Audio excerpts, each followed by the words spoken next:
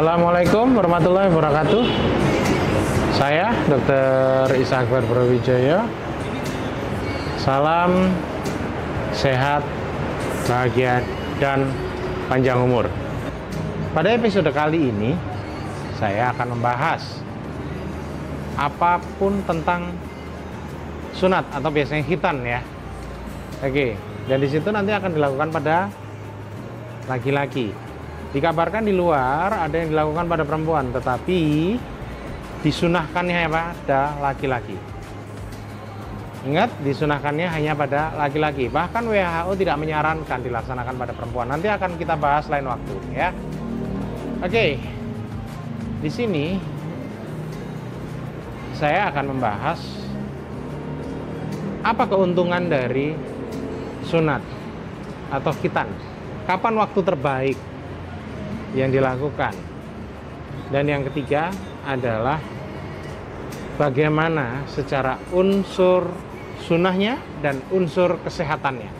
Oke, yang pertama kita akan membahas tentang manfaat dari berkhitan atau bersunat ya.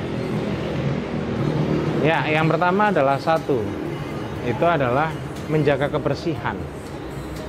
Karena di saat kita tidak dilakukan khitan atau tidak dilakukan sunat, dalam bahasa kedokteran ada selaput yang namanya prepotium, dan di situ menutup dari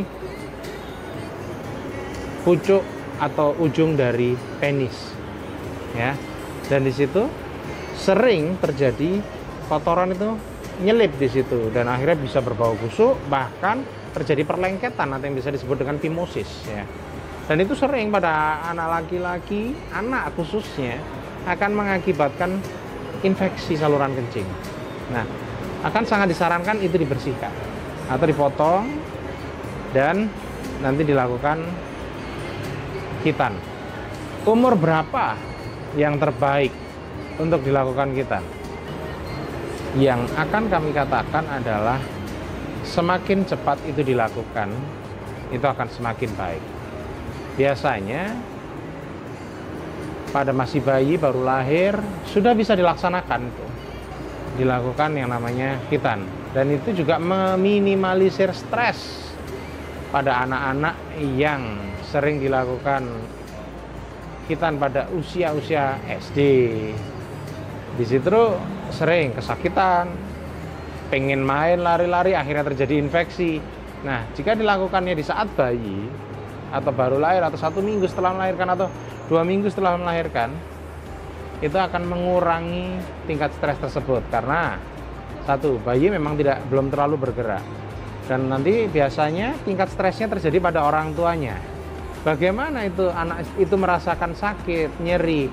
Ingat, yang namanya bayi di saat baru lahir 1-2 minggu, bahkan 3 minggu pertama, tali pusar pun masih dalam kondisi terluka dan masih harus nanti akan terlepas dengan sendirinya. Apakah itu tidak nyeri? Otomatis nyeri, tetapi orang tua tidak pernah takut tentang itu. Ya, sebenarnya orang tua tidak perlu takut tentang itu. Yang penting perawatannya bagus, bersih, infeksi minimal, dan itu akan sangat menyehatkan si anak. Ya.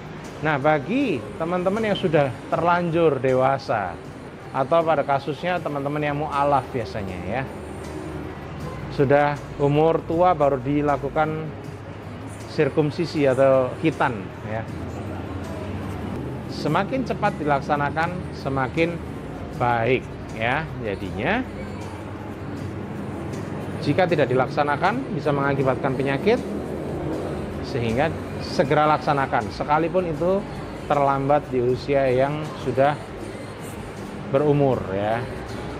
Oke, dan kita akan membahas yang berikutnya tentang berkhitan yang kita bahas secara sunnah ya.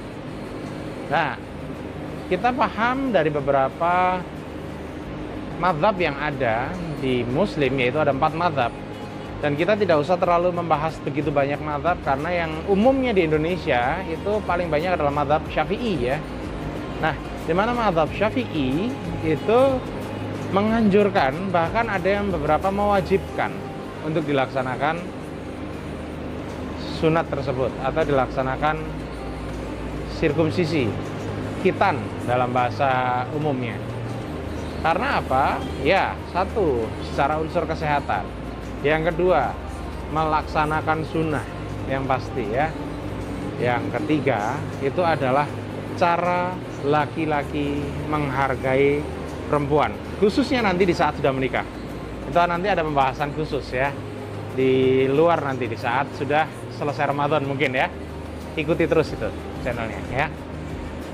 Nah, dari bahasan sunnah kesehatan yang diutamakan melakukan khitan adalah laki-laki, dan untuk perempuan itu tidak disarankan.